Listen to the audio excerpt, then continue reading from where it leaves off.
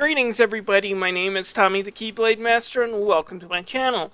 I decided to do a quick blog today on some of the latest news from Nintendo that kind of shows that the Wii U is now officially a failure. I don't have to look at market sales numbers, I don't have to look at profit and all that. All I have to do is look at the Legend of Zelda news.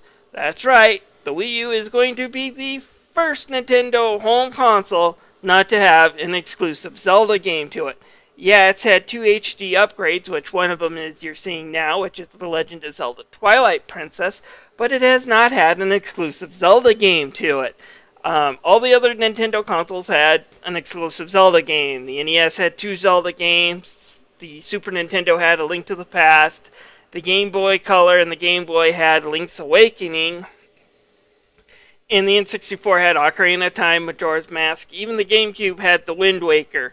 The Wii U is getting squat. Now, granted, it is going to be getting whatever the next Zelda game is going to be called, but it will no longer be exclusive. It's being pushed back to after the release of the Nintendo NX, because Nintendo is going to use it to hype up the NX launch. Nintendo last time tried to use a 2D Super Mario Brothers game to kind of launch the Wii U, and it was a pretty good Super Mario Brothers game. I reviewed it back when I first started this channel, sorry. But it was pretty good, but it was followed by a really crappy Mario Brothers game on the 3DS, and it just didn't really hype. Add in just the high price of the Wii and the lack of hard drive, and I just figured the Wii U was kind of doomed before it even launched. Even watching the Nintendo previews for the Wii U, I was like, this console doesn't stand a chance because all the games they're telling me to go out and buy for it are available on the Xbox 360, and my only other option is a 2D Super Mario Brothers game, which I'm already sick of 2D Super Mario Brothers game. And it's kind of a shame. If you're wondering why I got a Wii U, just so I can make sure to tell you, I didn't buy a Wii U because I was interested in the games it provided. No. I bought a Wii U because I bought my original Wii on launch day, and it was starting to get memory errors.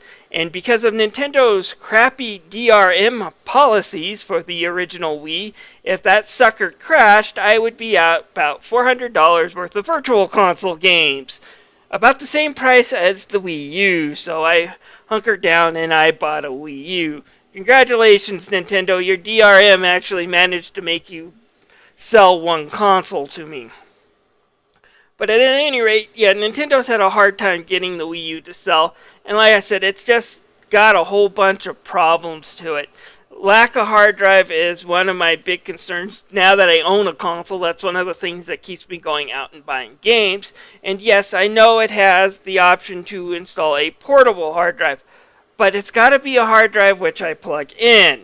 The Wii U also requires an electric socket to power itself, plus I have to have an electric socket for the Wii U controller. Now, this is fine if you're a Nintendo fanboy or if you're a casual gamer and you only own a Wii U. If you're a hardcore gamer like me who has a PlayStation 3, an Xbox One, an Xbox 360, and a few other consoles you might want to plug in from time to time, it's a recipe for an electrical fire. So Nintendo was dumb on that, and then they were dumb in their pricing at $350. When Sony announced the PlayStation 4 was at $400, it wasn't Microsoft quaking in their boots, it was Nintendo. That finished off the Wii U, and Nintendo hasn't really been able to get back on track ever since. So what do I suggest for the NX?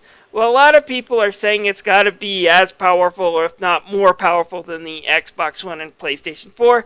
If you haven't heard the news, they're going to be doing 0.5 consoles. I have no clue what that's going to look at.